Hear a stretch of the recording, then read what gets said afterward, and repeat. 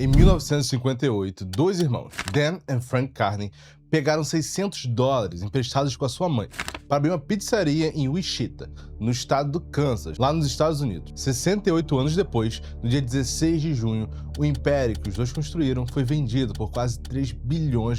Parece uma história de sucesso, só que não é. É a história do fracasso, porque a Yum Brands, a dona do KFC e do Taco Bell, não vendeu a Pizza Hut porque ela estava indo bem.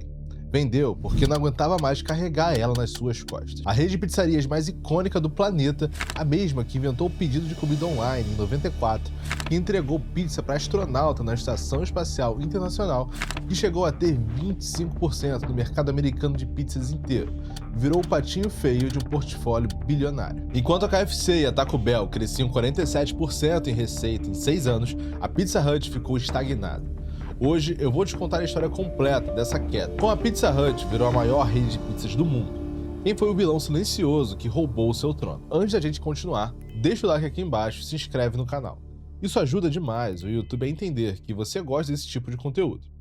Antes da Pizza Hut virar a Pizza Hut que a gente conhece, ela era só um prédio de tijolos de 50 metros quadrados, num cruzamento chamado Kellogg com Blood. Dan Carney, que tinha 27 anos, Frank tinha 19.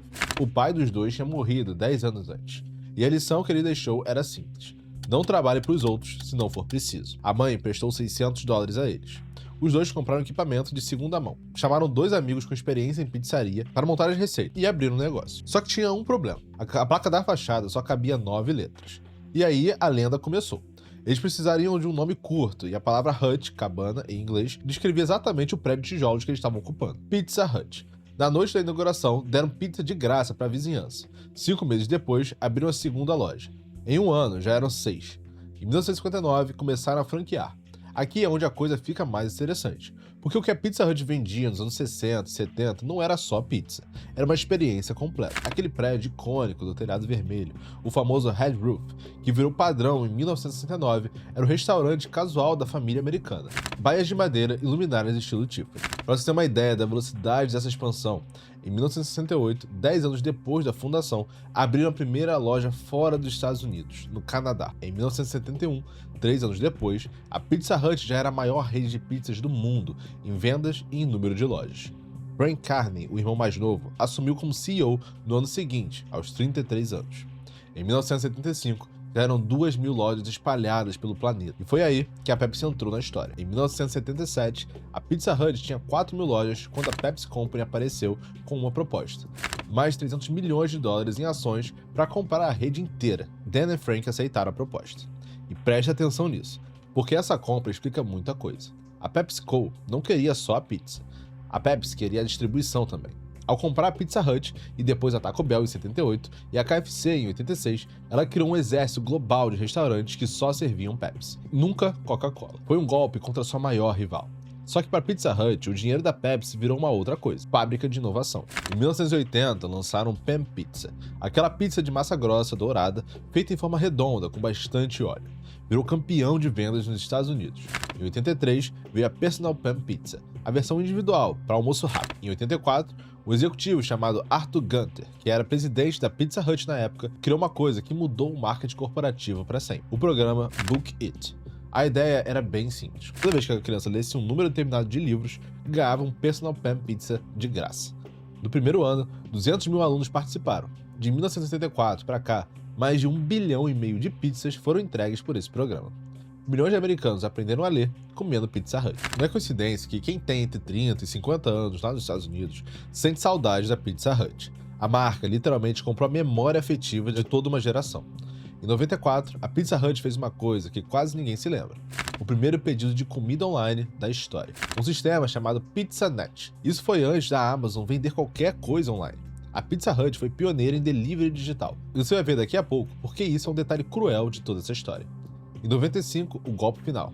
a Stuffed Crust, a borda recheada de queijo. A campanha de lançamento tinha Donald Trump, Ringo Starr e John McEnroe. O produto gerou 300 milhões de dólares em vendas só no primeiro ano. A ação da Pepsi subiu cerca de 50% no ano seguinte. Nesse período, a Pizza Hut chegou aos dois mercados que iriam definir o destino dela. A China, em 1990, com a primeira loja em Pequim, e o Brasil, no final dos anos 80, com a primeira loja em Santo André, São Paulo. Em menos de 3 anos, já tinham 15 lojas no Brasil. Inclusive, foi aqui que aprenderam a colocar o catupiry na borda. No auge, em meados dos anos 90, a Pizza Hut tinha cerca de 25% do mercado americano de pizza. Um em cada 4 dólares gastos com pizza nos Estados Unidos entrava no caixa dela.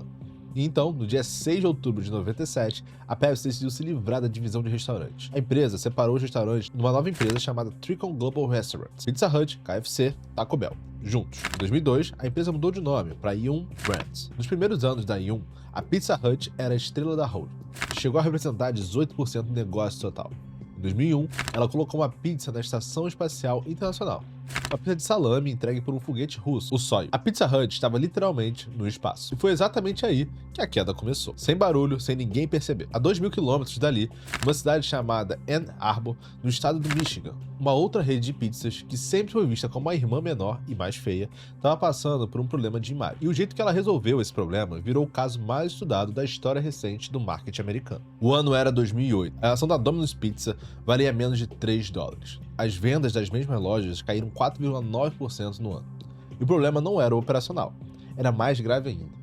Pesquisa após pesquisa, os clientes falavam a mesma coisa. A pizza da Domino's tinha gosto de papelão. Aí eles fizeram uma coisa que nenhuma empresa grande tem coragem de fazer. Assumiram isso publicamente. O CEO da época, um cara chamado Patrick Doyle, gravou um comercial olhando para a câmera e admitiu que a pizza era bem ruim. Mostrou os comentários negativos dos clientes na tela. Falou que a empresa tinha reformulado a receita do zero e lançou uma campanha chamada Pizza Turnaround, que inclusive até virou caso de estudo lá em Harvard. E o que aconteceu depois entrou para a história. As vendas das mesmas lojas subiram 10% em 2010. A ação, que valia menos de 3 dólares, começou a subir, e subir, e subir. Em 2021, no pico, chegou a 560 dólares. Traduzindo para você, é uma valorização de mais de 3.400% em 10 anos. Quem colocou 10 mil dólares na Domino's em 2009 tirou mais de 340 mil dólares em 2019. Só que a virada da Domino's não foi só na receita da pizza, foi tecnológica também. Enquanto a Pizza Hut apostava no dine-in, no salão do restaurante, na experiência do salad bar, do telhado vermelho, a Domino's apostava em delivery digital, aplicativo próprio, rastreamento do pedido em tempo real. Lembra que eu te falei que a Pizza Hut fez o primeiro pedido online da história lá em 94? Ela inventou a tecnologia, e a Domino's usou a tecnologia. É como se a Pizza Hut tivesse inventado o iPhone e deixado a Samsung dominar o seu mercado. Em 2017, aconteceu o inevitável. A Domino's ultrapassou a Pizza Hut com a maior rede de pizzas do mundo em vendas globais. Nos anos seguintes, essa distância explodiu. Em 2019, a Domino's já era 27% maior do que a Pizza Hut e dominava 26% do mercado de pizza fast food americano. Aliás, esse tipo de estudo de virada de mercado, empresa que domina, empresa que está reagindo, empresa que fica atrás, é o que a gente procura analisar toda semana aqui no canal. Se você quer receber a nossa carteira recomendada, quais são as que a gente considera melhor posicionadas para esse tipo de virada acontecendo agora, o link para você conhecer o Varus Academy está na descrição do vídeo. Se você assistiu o vídeo até aqui, eu tenho certeza que você vai gostar muito do conteúdo que a gente tem por lá. Agora voltando para a história, porque enquanto a Domino's virava a queridinha do mercado, a Pizza Hut afundava por dentro, e o problema não era só a concorrência. Em 2019, 90% do negócio de Pizza Hut americana já era no delivery, só que a rede tinha cerca de 7.500 lojas nos Estados Unidos. E a maioria era do modelo dine-in, com salão, cozinha grande, funcionário atendendo as mesas presencialmente. A Yum! Anunciou em agosto de 2019 que ia fechar 500 dessas lojas dine-in até meados de 2021. O plano era converter os estabelecimentos em pequenos centros de delivery. Mas antes disso acontecer, veio o golpe fatal. Em 1º de julho de 2020, a NPC International, a maior franqueada da Pizza Hut nos Estados Unidos, dona de mais de 1.200 lojas, pediu recuperação judicial. $1 bilhão em dívidas. E nos documentos judiciais, a NPC fez uma coisa que quase nenhuma franqueada tem coragem de fazer. Culpou publicamente a franqueadora, ou seja, a Pizza Hut. Em agosto de 2020, a NPC fechou 300 lojas. Em março de 2021, o Flynn Restaurant Group comprou o que sobrou, 937 lojas. Só em 2020, a rede fechou 1.745 unidades no mundo. E você achou que a coisa estava ruim, vem mais coisa por aí. Em 2025, veio um vilão que ninguém estava esperando: as canetas emagrecedoras. Ozempic, Wegovy, Mounjaro. Uma pesquisa recente mostrou que cerca de 12% dos adultos americanos estão tomando GLP-1 atualmente. E 18% já usaram alguma vez na vida. E o efeito disso é direto. Quem toma essas canetas come em torno de 21% menos calorias. Analistas do JP Morgan estimam que a indústria de alimentos e bebidas vai perder entre 30 e 55 bilhões de dólares por ano só por causa dessas canetas, até 2030. Em 2025, as vendas americanas da Pizza Hut caíram 8,2% ano contra ano. Enquanto isso, dentro da mesma Y1, a Taco Bell cresceu 7% no período. Mas tem um lugar no planeta onde a Pizza Hut nunca perdeu a coroa. Enquanto no Ocidente a marca virou sinônimo de fast food genérico, na China ela é o oposto disso. É aspiracional, é premium, é onde o jovem chinês vai no primeiro encontro. O restaurante tem cardápio amplo, com bife, massa, arroz e sobremesa. Em 2025, só a operação chinesa da Pizza Hut faturou 2,3 bilhões de dólares. Para você comparar, é mais do que o dobro da marca fatura em todos os outros mercados do mundo somados. E o plano da Yum China, que gerencia a operação desde o spin-off de 2016, é sair de cerca de 4.375 lojas hoje para mais de 6.000 até 2028. Basicamente, existem duas Pizza Hut vivendo em dois planetas diferentes.